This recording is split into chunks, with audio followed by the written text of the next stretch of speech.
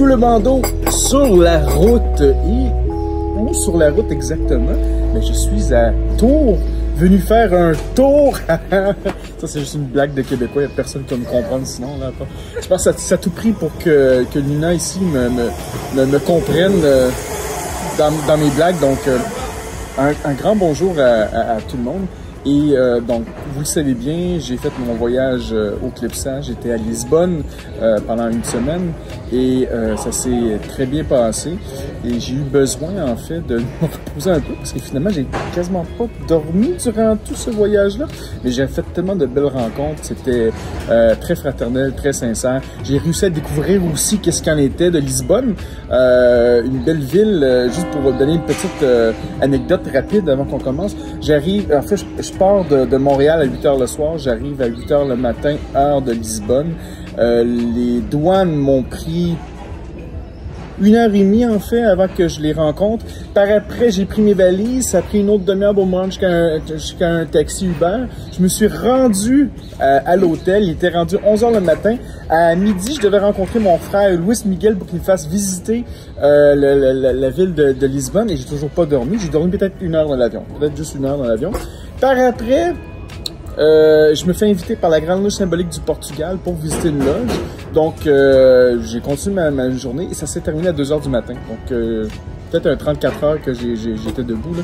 Et par après, ça s'est jamais arrêté. Donc, mais ça, on pourra faire une couverture complète là, sur le Clipsas. Là. Et donc, je suis parti de Lisbonne pour me rendre à Bordeaux. Je suis allé voir ma sœur Maïlis et mon frère Jonathan. Ils m'ont accueilli chez eux. Je suis allé visiter une loge de la Grande Loge féminine de France à Bordeaux.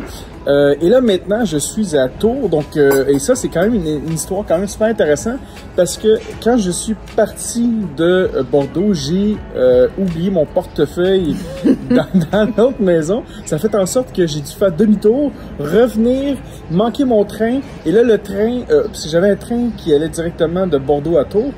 Et là, ben, plus j'ai manqué mon train, l'autre train qui restait, c'était Bordeaux, Paris, Tours. Donc, ça fait en sorte que mon voyage s'est un peu allongé. Et là, maintenant, ben, je suis venu ici pour te voir, parce que ça faisait quand même un certain temps qu'on se connaissait. Tu étais déjà venu dans une de mes loges virtuelles au tout début de la pandémie, parce qu'on se souvient quand tous les temples ont fermé.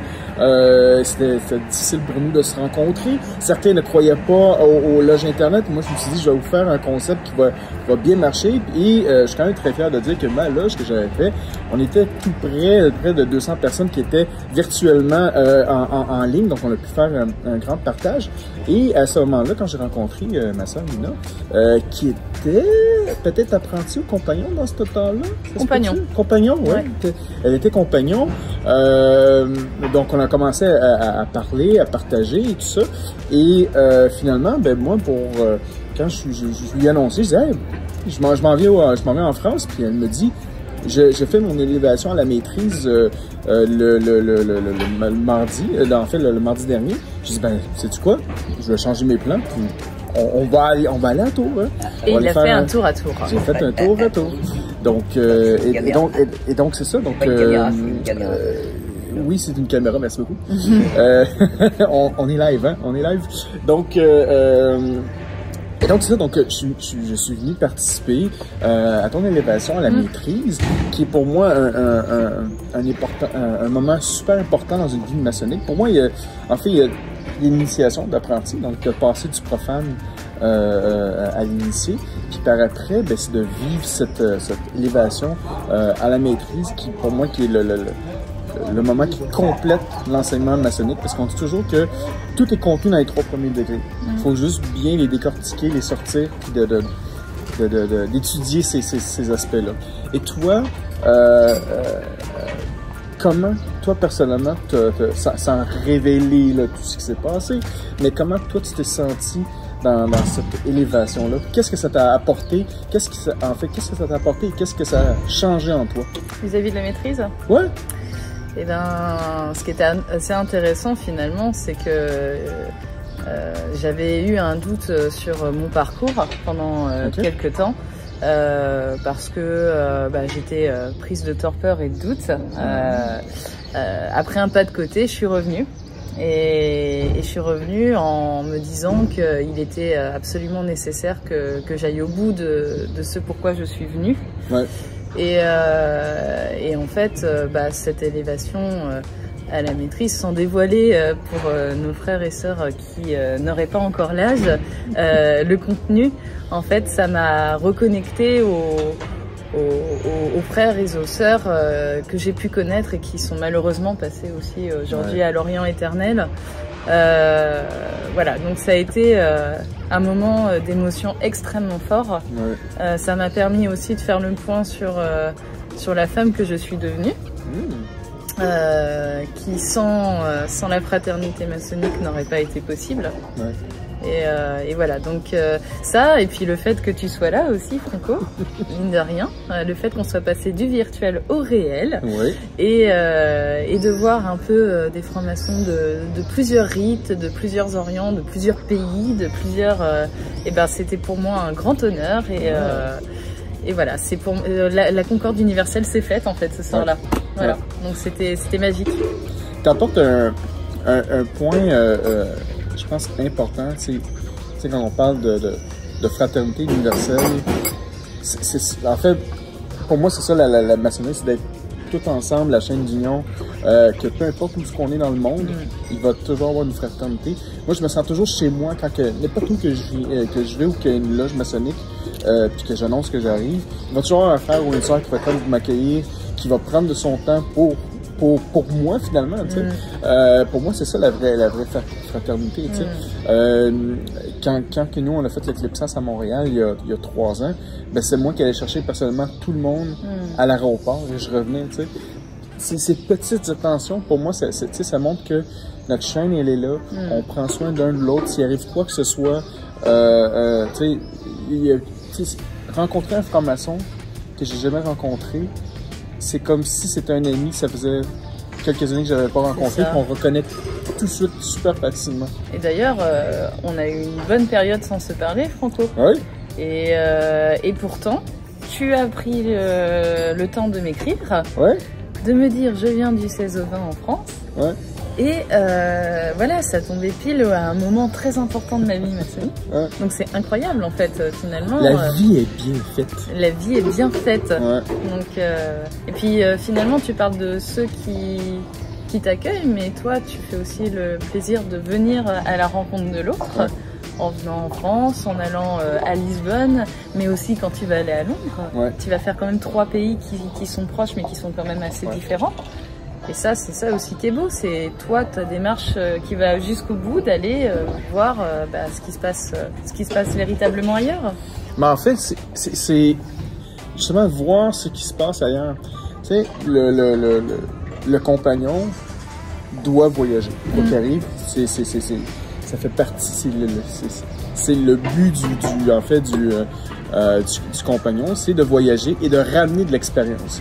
Donc pour moi, ce qui est super intéressant, c'est ça, c'est que je fais mon compagnon présentement, j'ai mon petit baluchon avec ma bouteille de vin qui est probablement vide, puis le pain, j'ai plus de pain, j'ai déjà tout mangé, j'avais faim. Mais je fais des voyages. Et c'est la beauté de la maçonnerie, c'est ça, c'est qu'on peut voir la différence des rituels, des rites, et même dans le même rite, on peut voir que moi, chez moi, c'est fait différemment que chez toi. Tout à fait. Toi qui est au rite français, j'ai participé à plein de loges du rite français, et je peux déjà te dire que l'élévation que vous avez eue est différente de l'élévation que j'ai pu voir à maintes reprises avec le Grand Orient du Québec. D'ailleurs, on salue mon frère Dominique Larson.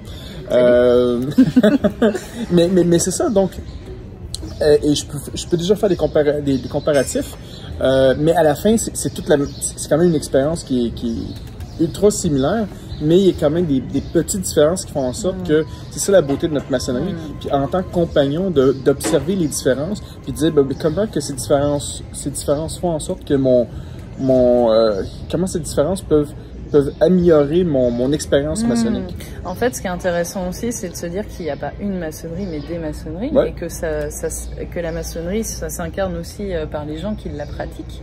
Et c'est ce qui explique aussi ses différences, et c'est ce qui fait aussi sa vivacité. Si on était sur une uniformité des rites, alors d'un côté, ça fait un peu office d'étoile flamboyante, mais d'un autre côté, il y a une grande base, mais il y a après une multitude d'interprétations de la base qui fait la richesse et la beauté de la chose, en fait, tout simplement. Donc c'est incroyable. C'est l'expérience maçonnique. Puis comme tu dis, tout dépendant du rite, il peut y avoir des changements si c'est trop rigide. Mais tu sais, on dit trop rigide. Il y a quand même des rites, comme le rite émulation, qui c'est toujours la même chose. Oui, tout à fait. Le rite écossais rectifié aussi, c'est très près des origines. Donc, certains ont des exceptions, mais pour la plupart, comme le rite écossais en accepté, le rite français, il y a une amalgame c'est ça exactement, de différence. Donc, écoute, j'apprécie vraiment. Rapidement, est-ce que tu peux me parler de Tours? Explique-moi l'histoire maçonnique de Tours. Tu m'as fait un tour. Tu m'as fait d'ailleurs, Luna est une excellente guide. Donc, si vous avez besoin, je vais mettre son adresse courriel à l'écran. Comme ça, si vous voulez vous booker un guide, elle est parfaite. Mais parle-moi un peu de l'histoire de la maçonnerie ici. Alors, l'histoire de la maçonnerie, elle est vieille. Je serais pas capable de te la dater exactement. Mais la maçonnerie à Tours a toujours, je pense qu'elle a commencé au XVIIIe siècle. Oui, Tours est un bastion maçonnique assez fort. Comme beaucoup d'endroits en France, elle s'est un petit peu arrêtée pendant la Seconde Guerre mondiale, puisque les francs-maçons étaient dans les populations persécutées en fait par le régime nazi. Et puis elle a repris force et vigueur un petit peu plus tard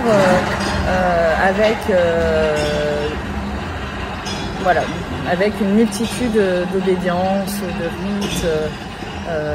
C'est quand même une ville où c'est intéressant d'aller voir la maçonnerie parce que la diversité des profils est quand même assez riche. Pour ça, alors pour aller plus loin, je vous inviterai, si vous passez à Tours, à aller voir notre librairie Savoir-être. Ah, ça m'a coûté cher ça hier. Et qui lui, pour le coup, est la vraie mémoire de la maçonnerie tourangelle. Donc voilà. Oui, donc hier, Luna m'apporte à la librairie. Là, je sais que ça va me coûter cher. Donc là, je vois un livre, je prends un livre, je prends un autre livre, je pense que je me suis ramassé avec 4 livres et un jeu maçonnique, un jeu de tarot maçonnique. Donc d'ailleurs, Sylvain, je t'avertis, tu n'auras pas le choix de venir jouer avec moi ce jeu. Et comme dirait Claudia, un jeu! Donc, oui, on va s'amuser avec ça. Puis, mais c'est ça, donc était un des co-écrivains avec Joseph Castelli qui a écrit plusieurs livres maçonniques. Donc, j'ai aussi fait. Et je pourrais les montrer aux frères et sœurs rendus à Montréal. Mais c'est une belle expérience. Il y a aussi, je crois, dans l'histoire maçonnique à Tours, il y a le musée du compagnonnage. Oui, il y a le musée du compagnonnage. En fait, historiquement, il y a eu une très grosse exposition dans les débuts des années 2000 ou fin 90, je ne sais plus exactement. J'étais un petit peu jeune à l'époque, donc j'étais pas très au fait de tout ça. Mais une grande exposition sur la franc-maçonnerie qui a découlé sur la création du musée de la franc-maçonnerie de Paris. À Paris. Ah. Donc voilà, c'était un événement de très grande ampleur et donc on a le musée du compagnonnage qui reprend une petite partie de l'histoire de la franc-maçonnerie de façon quand même assez minime parce que en France, on n'est encore pas forcément très expansif sur ces questions-là, mais quand même, ça mérite d'exister et c'est un pèlerinage assez classique pour tous les francs-maçons qui viennent à Tours. Donc, c'est vraiment intéressant. Si vous voulez faire un voyage maçonnique, vous devez venir à Tours. Il faut venir à Tours. Venez me voir. Luna, venez la voir. Et donc, c'est ça. Donc, et moi, malheureusement, on ne croit pas être en mesure de pouvoir se rendre aujourd'hui, parce que mon horaire est quand même assez chargé. Donc, après notre petit déj, on va aller, probablement, je vais devoir retourner dans le train pour aller à Paris. Donc, je m'en vais voir les frères de Radio Delta. Ce soir, en fait, on fait une émission à Radio Delta sur l'émission 1, 2, 3 Soleil. Donc, vous pourrez nous voir en live, mais en fait, là, je vous dis live, ça va être rediffusé parce que cette vidéo, vous allez le voir éventuellement peut-être dans 2-3 semaines. Mais sinon, ce soir, je serai à Paris avec mon frère Mathieu qui est de retour parce que Mathieu m'a accompagné à Lisbonne avec sa famille et à son moment de départ, il est parti directement à Paris avec sa femme et ses enfants, tandis que moi, j'étais allé faire ma tournée française. Donc, on va se revoir là-bas, donc ça va être très bien. Et par après, comme Luna l'a indiqué, vendredi, je prends le train pour aller à Londres. Donc, je vais à Londres. Et je vais terminer mon voyage maçonnique là-bas. Donc, là-dessus, mesdames et messieurs, c'est la fin de notre vlog. On a quand même fait un bon 15 minutes avec vous. Si vous aimez ces émissions, appuyez sur le petit like qui va apparaître sur le bas de l'écran. Et tous vos likes, en fait, ça vous permet de recevoir les dernières notifications quand il y a un nouveau vidéo qui va apparaître. Sinon aussi, merci beaucoup à nos membres Patreon. On a 4 forfaits. On a le forfait à 3$, le forfait à 5$, le forfait à 7$, le forfait à 33$. L'illustre patron, le maître du monde, celui qui contrôle absolument tout, même cette caméra présentement. Donc, parce que moi je suis pas patron hein, de toute façon. Et donc, si vous voulez participer, c'est patreon.com/sous-le-bandeau. Sinon, notre page Facebook, facebook.com/sous-le-bandeau, notre site web sous-le-bandeau.ca. Et mon nom est Franco.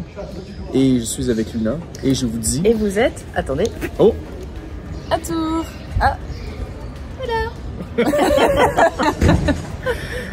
Bye bye!